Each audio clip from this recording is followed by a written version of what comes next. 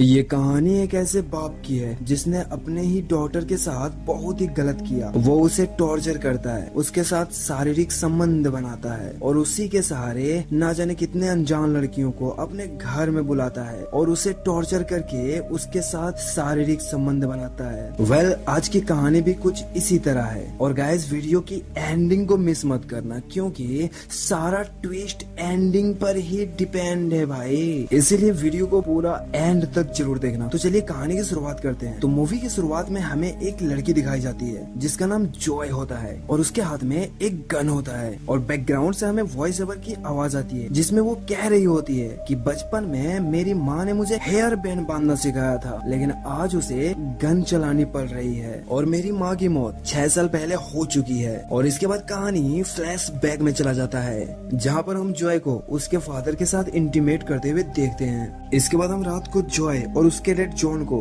गाड़ी से कहीं जाते हुए देखते हैं। यहाँ पे हमें पता चलता है कि जॉय के डैड जॉन एक बहुत ही घटिया किस्म का आदमी है और वो अपने बेटी को बात ना मानने के लिए उसका बाल खींचते रहता है। अब ये लोग फाइनली एक बार में पहुँचते हैं। अब यहाँ पर जॉन एक अकेली लड़की को देखता है जिसका नाम स्टेसी होता है। अब यहाँ पर जॉन जॉय को उस लड़की के पास भेजकर उससे दोस्ती करने के लिए कहता है और साथ ही वो जॉन को अपना फ्रेंड कह के इंट्रोड्यूस करवाती है। अब ये लोग कहीं और मस्ती करने के बहाने स्टेसी को भी अपने साथ ले जाते हैं। जॉन उसे अपने घर ले आता है और वो उसे सरप्राइज देने के बहाने आंखें बंद करवा के एक रूम में ले आता है और जैसे ही वो अपनी आंखें खोलती है उसकी पैरों तले जमीन खिसक जाती है और वो हैरान हो जाती है। दरअसल वो एक खतरनाक कमरे में होती है जहाँ पर कई सारे टॉर्चर करने वाले सामान टूल्स रखे हुए होते हैं। वहाँ पर चैन और इंसानों के काटने वाले बहुत सारे हथियार भी रखे हुए होते हैं। अब ये सब कुछ देखकर स्टेसी की लिटरली फट जाती है। अब यहाँ पर जॉन स्टेसी से कहता है कि वेलकम टू द हेल।